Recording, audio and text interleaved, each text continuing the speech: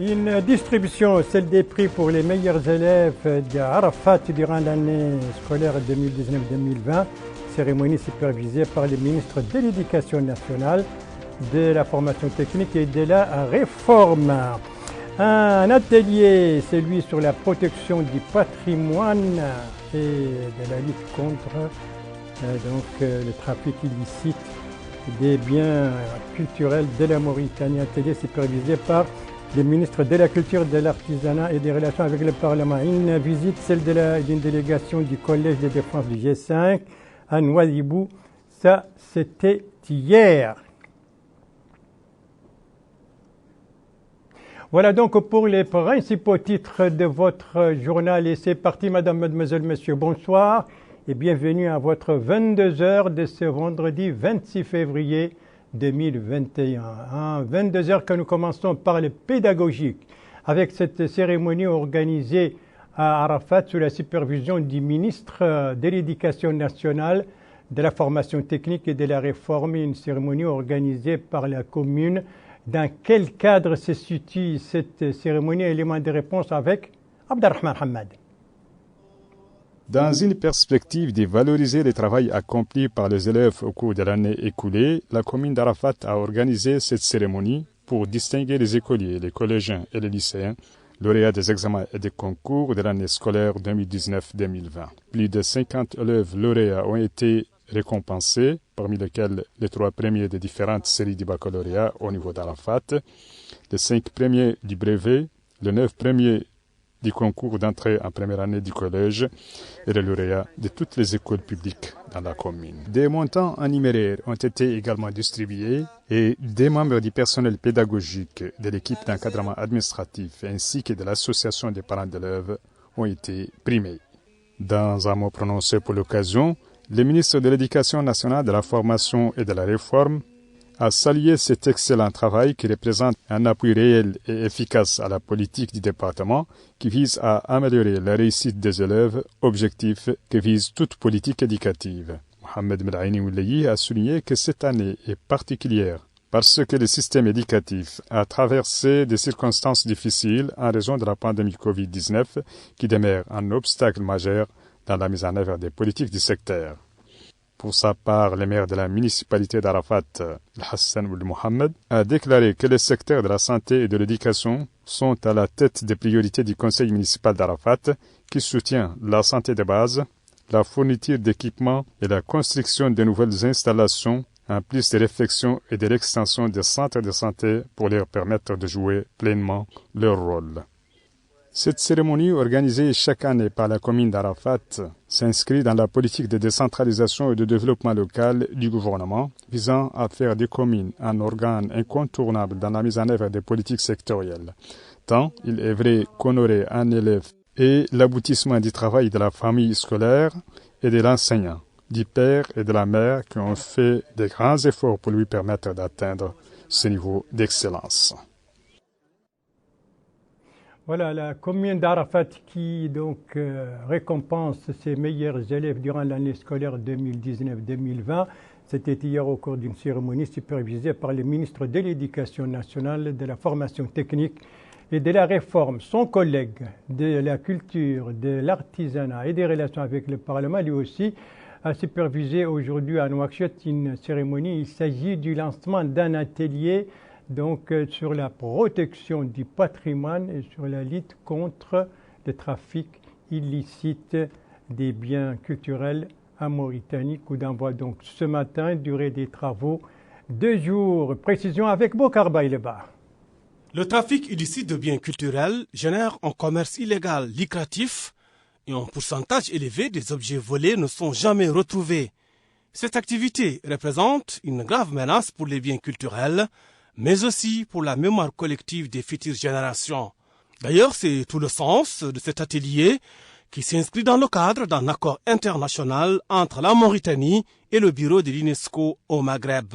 À l'ouverture des travaux de la rencontre, le ministre de la Culture, de l'Artisanat et des Relations avec le Parlement, le Mrabout El-Benahi, a souligné que la préservation du patrimoine culturel est une condition préalable à la consolidation de l'identité nationale et un important vecteur du développement. Il a précisé que cela nécessite davantage de travail pour renforcer le patrimoine culturel national en stimulant les capacités de contrôle en concrétisation du programme du président de la République. Il a ajouté que le département accorde une attention particulière à cette orientation, soulignant son engagement à participer activement aux efforts du système international de lutte contre le trafic illicite de biens culturels. Le ministre de la Culture, de l'Artisanat et des Relations avec le Parlement a remercié les partenaires de la Mauritanie, en particulier l'UNESCO, pour le soutien apporté à notre pays dans ce domaine. Justement, la représentante du bureau de l'UNESCO au Maghreb, Sana Al-Alam, a indiqué que les statistiques de l'Office des Nations Unies contre la drogue et la prévention du crime indiquent que le trafic illicite de biens culturels représente entre 3 et 6 milliards de dollars dans le monde. Un phénomène qui constitue une menace réelle non seulement pour les biens culturels, mais aussi pour la mémoire collective des générations futures. Elle a réaffirmé l'appui de l'UNESCO à la Mauritanie pour continuer à mettre en œuvre les conventions internationales en la matière. Pour progresser encore dans la lutte contre ce fléau, les spécialistes pointent une double nécessité: harmoniser les lois entre pays pour éviter que les trafiquants ne s'engouffrent dans les failles de certains États. Voilà, cet atelier donc sur la protection du patrimoine et la lutte contre les trafics illicites des biens culturels en Mauritanie, atelier ouvert aujourd'hui et dont les travaux doivent durer 2 jours, et son ouverture était supervisée par le ministre de la Culture, de l'Artisanat et des Relations avec le Parlement. L'actualité nationale nous amène ce soir dans notre capitale économique pour 2 manifestations, à savoir une visite d'information mais aussi une clôture d'atelier. La visite, c'est celle de la délégation, d'une délégation donc des collèges de défense du G5 Sahel, une visite qui s'est déroulée hier. Quelles sont ses principales étapes? Eh bien, élément de réponse avec ce reportage de l'un de nos correspondants permanents, Abdallah Zouber, dont le compte-rendu est revu en français par Abdoulaye Demeba.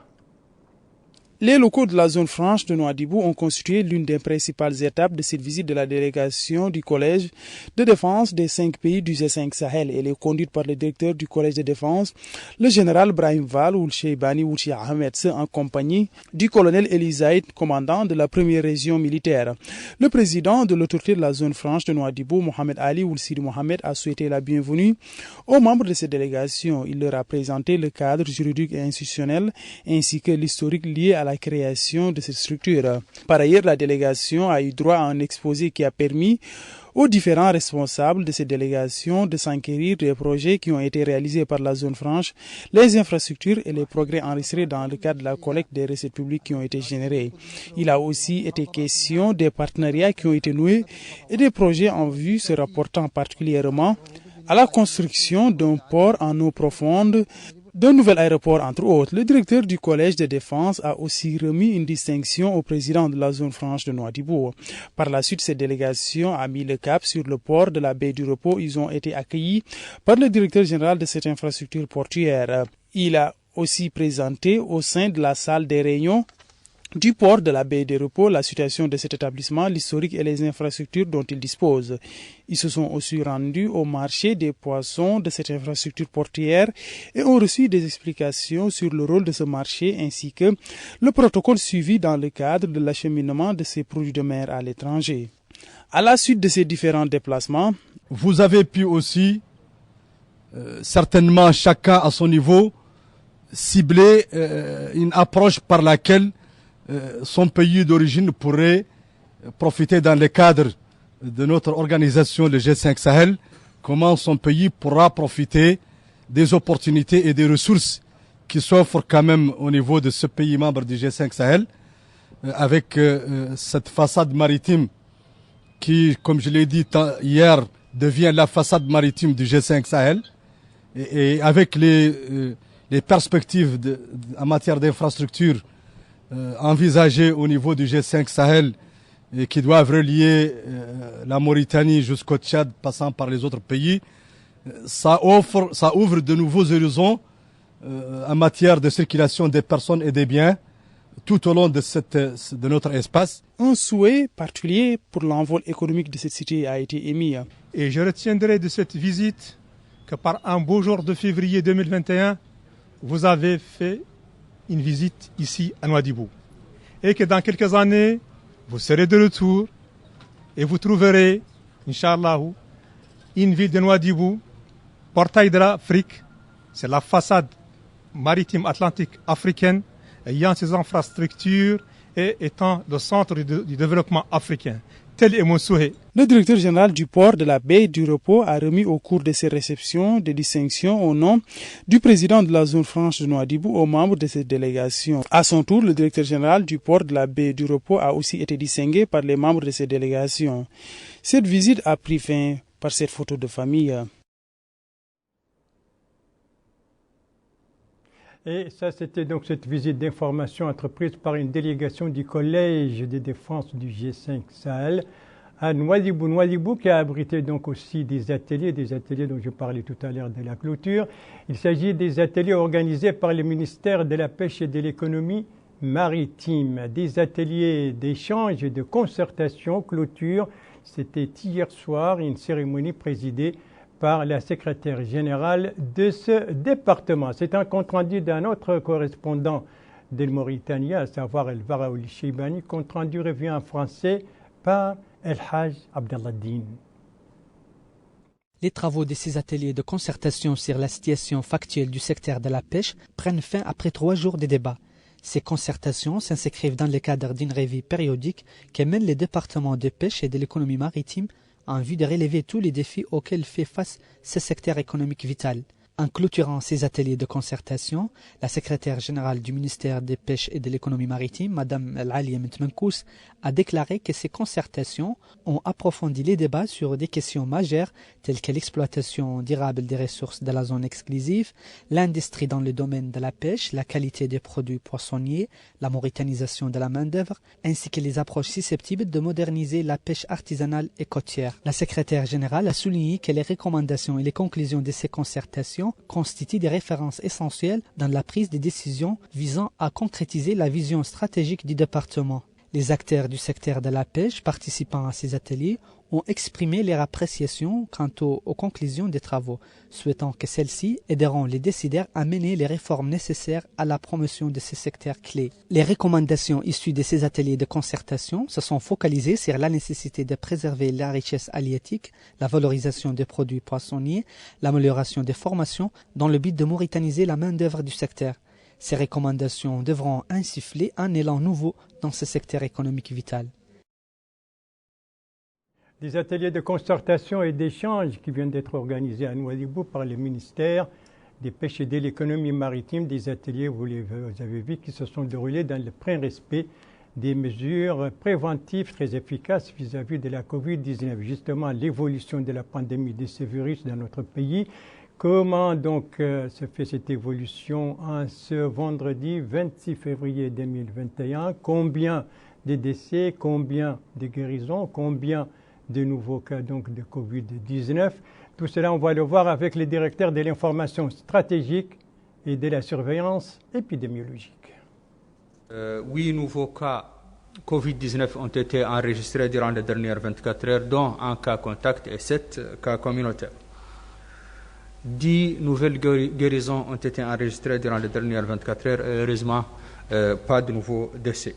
Le cumul de cas positifs enregistrés depuis le début de la pandémie est de 17 187, dont 9 051 des cas contacts, 7 944 cas communautaires et 192 cas importés. Le cumul de guérisons enregistrés depuis le début de la pandémie est de 16 534 et malheureusement le cumul de décès est de 439. Nous avons aujourd'hui 214 cas actifs, dont 173 asymptomatiques, 26 avec des symptômes simples et 15 avec une situation critique. Les nouveaux cas se répartissent comme suit. Par Mugata'a, un nouveau cas dans la Mugata'a de Basknou, 1 à Monguel, 2 à Rosso, 1 à Nouadhibou, 2 à Tefrakzine et un nouveau cas à Elmina. Les tests réalisés durant les dernières 24 heures sont au nombre de 1104, dont 10 tests de suivi et 1094 tests de diagnostic, répartis en 489 96 TDR et 598 PCR. La répartition des tests réalisés durant les dernières 24 heures est la suivante. 94 nouveaux tests ont été réalisés à Houd Sharqi, 8 à Houd al-Gharbi, 42 à Nasaba, 31 au Gorgol, 17 au Brakna, 40 au Trarza, 5 à Nadrar, 107 à Dakhlet Nouadhibou, 14 au Tagan, 24 au Guidimaka, 23 au Tir Zemour, 78 nouveaux tests ont été réalisés en Inchiri, 573 à Nouakchott-Ouest, 33 à Nouakchott-Nord et 15 à Nouakchott-Sud.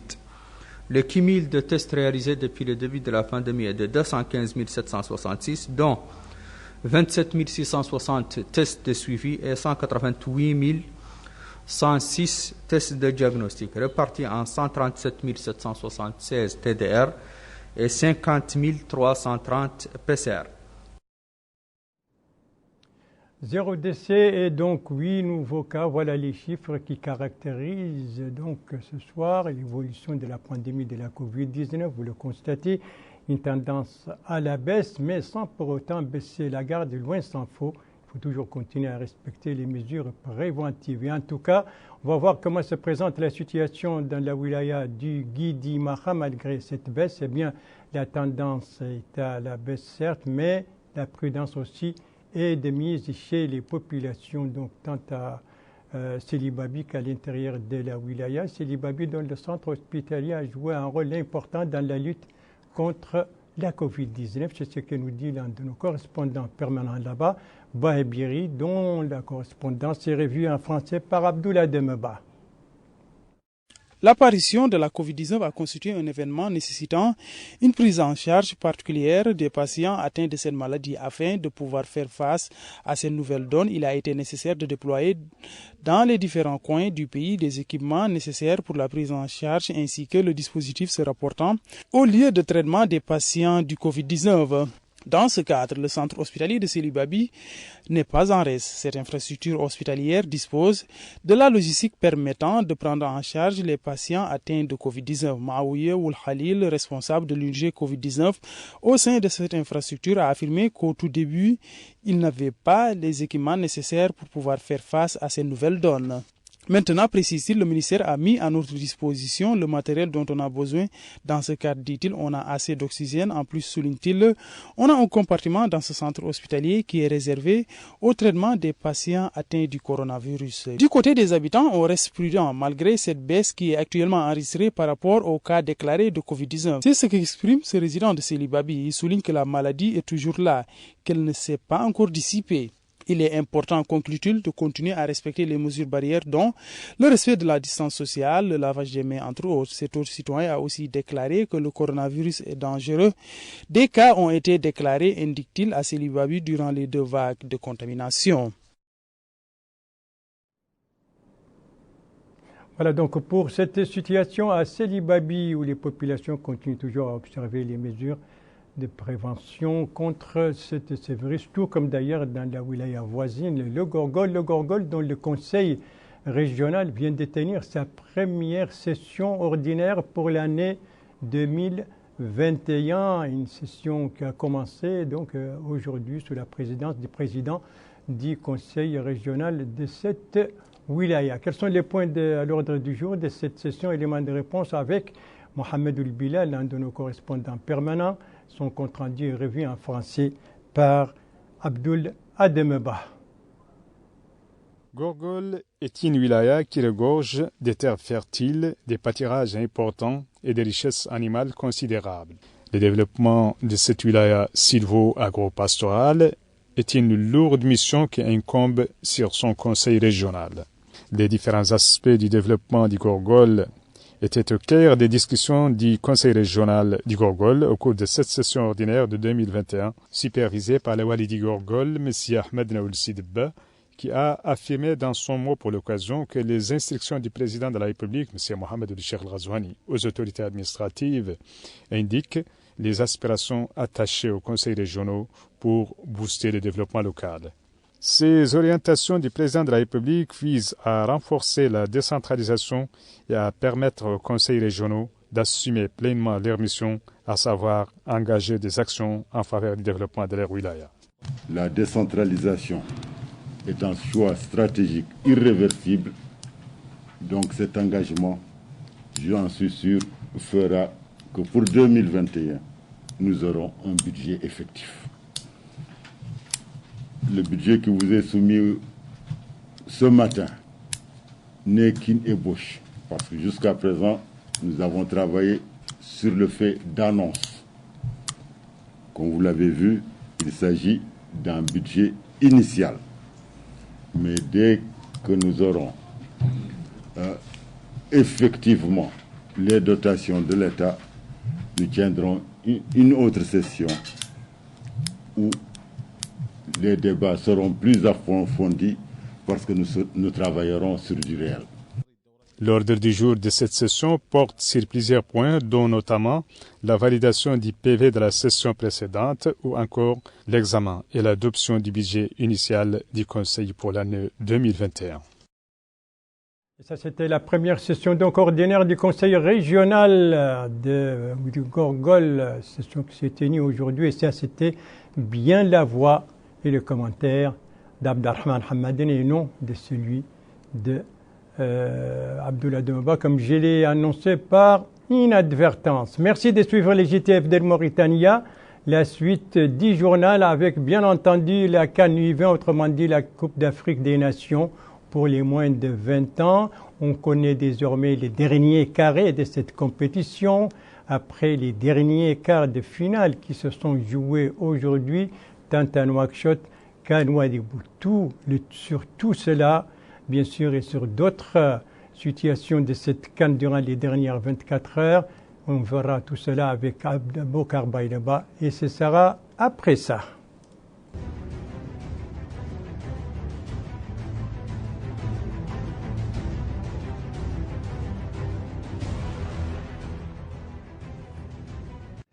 Voilà donc, les derniers quarts de finale de la CAN U20 se sont joués aujourd'hui et à Nouakchott et à Nouadhibou. D'ailleurs, le match de Nouadhibou s'est achevé pas avant ce journal. Alors, qui a rencontré qui et quels résultats pour ces rencontres, Bokar Baïdaba?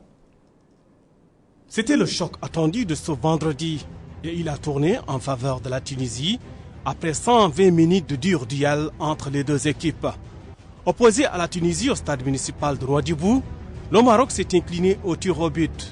La Tunisie et le Maroc n'ont pas pu se départager après les 90 minutes de jeu réglementaire.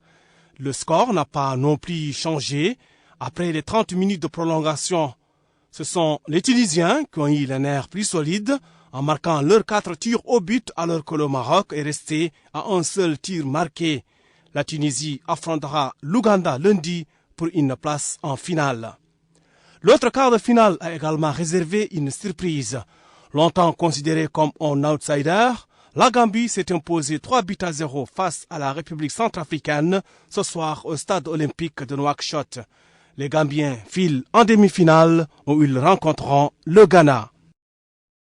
Voilà, la Gambie, la République centrafricaine, qui s'est jouée ici à Nouakchott et qui s'est achevée.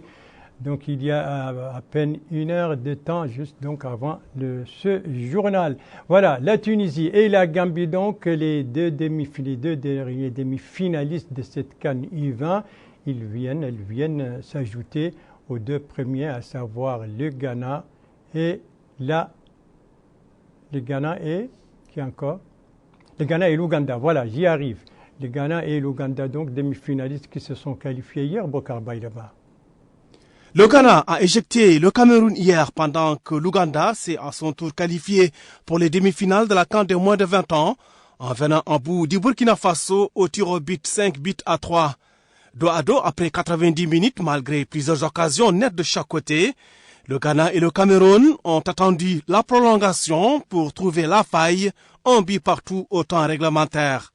C'est donc au bout du suspense que le Ghana a pris le dessus sur le Cameroun 4-2. Le coach ghanéen reste modeste et prudent. Il estime que son équipe dispose de solides arguments pour remporter la compétition. De son côté, le coach du Cameroun affirme que ses poulains ont bien rivalisé avec les Ghanéens, mais ils ont manqué de réalisme. Comme je vous l'ai toujours dit depuis le début, Le football, ce n'est pas des mathématiques. Aujourd'hui, ça peut marcher, demain, ça ne peut pas marcher. Nous avons marqué un but. On n'a pas pu conserver cet avantage. On s'est fait rattraper, on s'est fait battre au tir au but. Je pense que ce n'est pas une question d'attaque. Parce que pour attaquer, quand on attaque bien, on marque. Et on s'est fait éliminer au tir au but. Aujourd'hui, ce n'était pas notre jour. Le Ghana s'est bien battu. Ils se sont qualifiés. Tout ce que je peux dire, c'est de leur souhaiter une bonne continuation. Dans l'autre quart de finale, l'Ouganda a disposé du Burkina Faso au tir au but 5-4 pour se qualifier pour les demi-finales. Les Ougandais vont donc en demi-finale de leur première participation à la compétition. L'Ouganda affrontera la Tunisie en demi-finale. Donc pour les derniers carrés de cette compétition CAN U20 qui se joue en Mauritanie pour la première fois, eh bien ces derniers carrés, je le rappelle, la Tunisie, la Gambie, le Ghana et l'Ouganda. Eh bien toujours dans le cadre de cette CAN U20, pas sur les terrains mais plutôt sur les révélations de cette compétition. Et parmi ces révélations, eh bien son nom d'ailleurs porte beaucoup de choses. Il s'agit du jeune Emmanuel Eto'o. Etienne Eto'o, le fils de Samuel Eto'o, a impressionné tout le monde suite à sa performance avec le Cameroun contre le Mozambique. Revenons sur les débuts professionnels de la pupille de 18 ans. Etienne Eto'o est passé par différents clubs avant d'être sélectionné avec le Cameroun. Du haut de ses 18 ans, il n'a fait que progresser. Il a commencé dans les catégories jeunes de l'équipe de Majorque en Espagne. En novembre 2018, Etienne rejoint l'Atlético Belarés. Et après moins d'une année, il s'engage avec l'équipe jeune du Real Oviedo, où il a fait très forte impression en division d'honneur. Durant cette CAN de moins de 20 ans, il s'est offert avec le Cameroun un doublé, dont 11 superbes coups francs directs, et il a livré une passe décisive et un titre d'homme du match. En somme, Etienne Eto'o est en train de marcher sur les pas de son père, Samuel Eto'o. Samuel Eto'o qui est actuellement à Nouakchott, donc dans le cadre de cette CAN U20. Voilà, merci Bokar Bayreba pour cette fenêtre et pour les résultats de ces quarts de finale et pour donc la qualification pour les demi-finales. Un carré donc qui se compose de la Tunisie, de la Gambie, du Ghana et de l'Ouganda.